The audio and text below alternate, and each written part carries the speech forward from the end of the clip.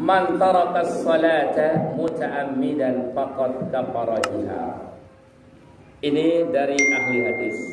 Ada yang bilang hadisnya tidak bisa dipakai. Tapi banyak yang memakai ini hadis karena maknanya sangat luar biasa. Man tarakas salata muta'ammidan faqad kafara biha. Siapa yang meninggalkan sholat dengan sengaja, itulah kafir yang nyata. Nah, ini berat, ini urusan ini berat sekali. Tapi kalau mengacu kepada zaman Sayyidina Umar, hadis ini dipakai. Nah, ini lagi dipakai hadis ini. Kenapa? Saya di sembahyang potong leher. Nah, negara ini sudah potong leher dengan dia sembahyang kayak ini. Rani ketekafiran dengan dia sembahyang. Saya ninggalan sholat dengan sengaja, itulah kafir nyata. Nah, tapi ulama lagi menjelaskan apa makna kafir di sini. Nah, itu lagi masalahnya. Itu. Apa dia kafir memang keluar dari Islam, atau dia kafir nikmat, atau dia kafir apalah gitu. Iya. Lagi ditanya, kenapa Anda tidak sholat?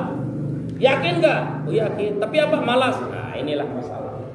Nah, oleh karena itu hadis ini dianggap lemah.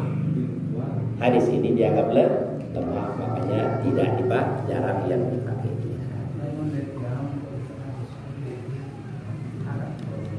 Nggih. Ayat. Iya.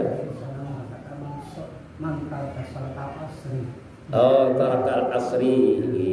Salat al-asri maksudnya. Iya. Karena ada nilai tinggi. Kafara jihad. Berarti kalau sholat zuhur enggak. Oh, kalau gitu begini konsepnya kalau begitu. Kalau ada khususan seperti itu, berarti ada nilai dalam sholat itu sendiri. Ada nilai yang sangat tertentu. Dan mungkin kita ambil secara umum saja, walaupun mungkin ada khusus dari sholat asar dan sebagainya, kaitan ada sholat wusta juga dan sebagainya, kan ada khusus bagi sholat asar. Itu yang lebih kuat kan seperti itu. Nah, oleh karena itu, ya ngedekah, tidak baik sengaja ketinggalan sholat. Jangan tidak baik. Kalau dari segi arti tadi hadis yang ditanya itu adalah saya tinggalan sholat dengan sengaja kafir jata manusia. Ya kan? Kan berat nih. Karena dalam satu konteks juga tidak boleh kita bilang kafir selama orang mengucapkan dua kalimat syahadat. Kan berat juga itu jemaah sekalian. Nah, berarti ada nih yang mengkhususkan khusus tentang sholat asar. Ya, namun terlepas dari itu, yang penting kita sekarang jangan sampai meninggalkan sholat. Ya, bahaya sekali. Kalau kena dengan hadis itu nanti bagaimana? Ya, bagaimana? Jadi berarti hadis itu ada kaitan dengan nilai sholat. Man taraka salata muta'ammidan faqad kafara jihar. Jihar artinya zahar, nampak, jelas ya. Nah, lakukan detrani muni kafir dengan apalagi dengan sembahyang. Ya di mana jarang-jarang non detrani muni no. Lagu mudah-mudahan hadis ini sebagai satu peringatan bagi kita semua. Nah, gitu. Jadi apa makna dari hadis itu? Hadis itu adalah suatu ancaman bagi orang yang meninggalkan sholat itu karena dia sholat ini inti daripada segala amal ibadah. Kalau sholat ini tidak dikerjakan, yang lain menjadi tidak ada nilainya. Nah, inilah makna dari hadis yang tadi. Nah, sehingga sholat jangan ditinggalkan. Yang lain itu hebat, tapi sholat tidak dikerjakan, tidak ada nilainya. Kenapa? Pokoknya tidak ada. Tempat berdirinya tidak ada. Ngumbe-ngumbe hebat, atap niki, apa-apa lekana, lagu tembok naruntuh, badai narak sokanana. Ngumbe-ngumbe hebat bagus na tembok, lagu lamun dasar runtuh, dek narak kanana. Nah, jadi, oh gitu. Nah, jadinya munwah sholat kita kerjakan aman yang lain, gitu. Ya, bagus gitu. Yang lain bisa dibawa, gitu. Bisa dibawa. Nah, begitulah penjelasan daripada hadis yang tadi, man tarakas shalah muta'ammidan faqad kafara. Tapi hadis ini tolong dipegang kita baik-baik, gitu. Ya, intinya bagi kita silakan kita pakai untuk pribadi kita bagus sekali. Tapi kalau pakai untuk orang lain sangat diterani. Karena masih banyak hadis-hadis yang lain yang menjelaskan tentang selama orang itu masih membaca syahadat, itu orangnya Islam.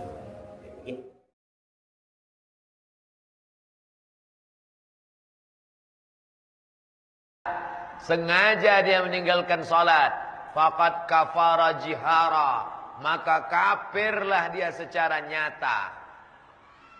Ibu yang punya suami tak salat, ibu melapor ke wali. Bukan wali Songo. Ibu punya wali. Wali ibu siapa? Ayah, datuk, abang, adik laki-laki, paman, pakcik, adik ayah, abang ayah. Lapor ke wali. Nanti wali itu manggil suami. Suami, sini.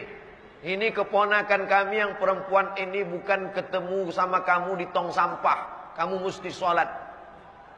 Mestinya dari awal itu fit and proper test. Kenapa kecolongan? Kok bisa punya mantu tak sholat? Berarti dari awal dulu salah itu. Dari formulir awalnya sudah tak betul itu. Terjadi sogok menyogok di sana. Mungkin gara-gara dibawanya sate 3 bungkus, lupa mengenengok dia sholat apa tak sholat. Nah, setelah saya jelaskan bahwa sholat itu wajib, fardu, maka orang yang tobat nih sekarang, apakah sholat yang tinggal kemarin mesti diganti? Sepakat 4 mazhab, Hanafi, Maliki, Syafi'i, Hambali, sholat yang tinggal kemarin wajib diqadha. Usalli fardal isya' 4 raka'atin qadha'an. Kalau tadi usolli fardal isya 4 raka'atin adaan, sekarang berubah menjadi qadha'an. Dhad, qadha, bukan qadha'an. Itu cuci tangan. Cara melaksanakannya, selesai salat fardu langsung qadha. Habis salat isya zikir boleh, baca boleh, doa. Habis itu sholat ba'diyah. Selesai itu jangan pulang dulu, qadha. Malu qadha di masjid Pak Ustaz, nanti dihitung kawan. Oke, di rumah aja qadha. Qadha di rumah, diganti di rumah. Sholat subuh besok, habis sholat subuh di qadha. Usolli fardhas subhi rak'ataini qadha'an. Kalau malu ganti di masjid, di rumah. Malu sama istri, payahlah tu kalau sama bini malu. Ganti. Dulu salat umur berapa? Akil balik Pak Ustaz. Berapa akil balik? 10. Baru salat berapa? Umur 30. Berarti 20 tahun tak salat. Gantilah. Qadha 2017, lunas 2037. Malaikat maut datang 2030. Selama dia mengqadha itu, Allah mengampuni dia kalau dia mati. Karena niatnya sudah ada. Innamal a'malu binniyat. Segala amal dengan niat. Qadha. Sepakat 4 mazhab. Nanti kalau ada ustaz ceramah di TV, di radio, enggak perlu diqadha. Istighfar aja. Itu pendapat Ibnu Taimiyah. Ibnu Taimiyah tidak pakai pendapat 4 mazhab. Dia pendapat sendiri. Kata dia tak perlu diqadha. Tapi saya pakai 4 mazhab. Hanafi, Maliki, Syafi'i, Hambali. Wallahu a'lam bishawab.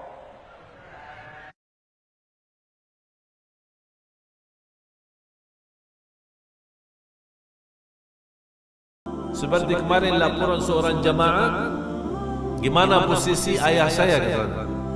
Kenapa ayah?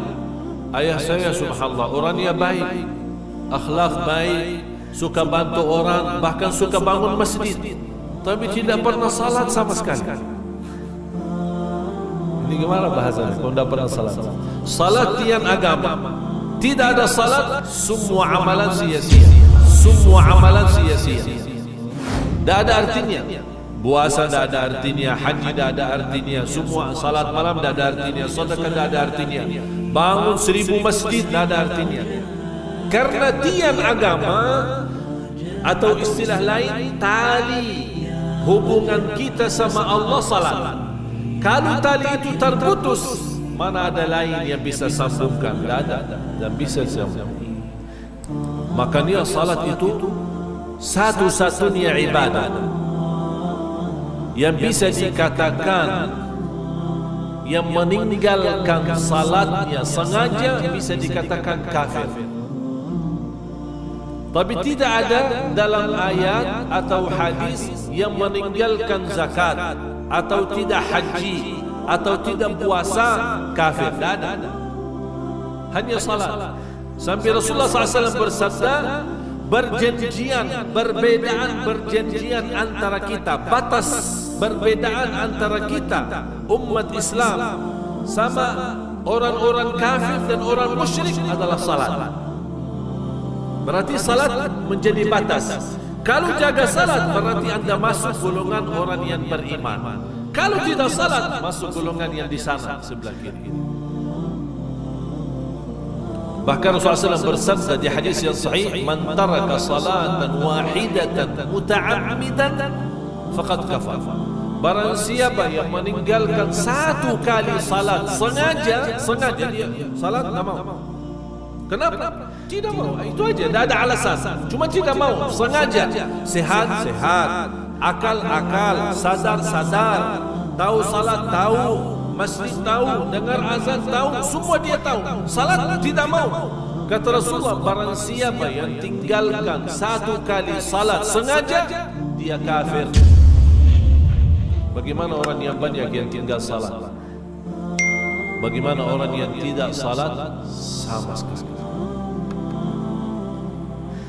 Salat itu bukan main, bukan ibadah yang biasa. Makanya satu-satunya ibadah yang tidak turun lewat wahyu.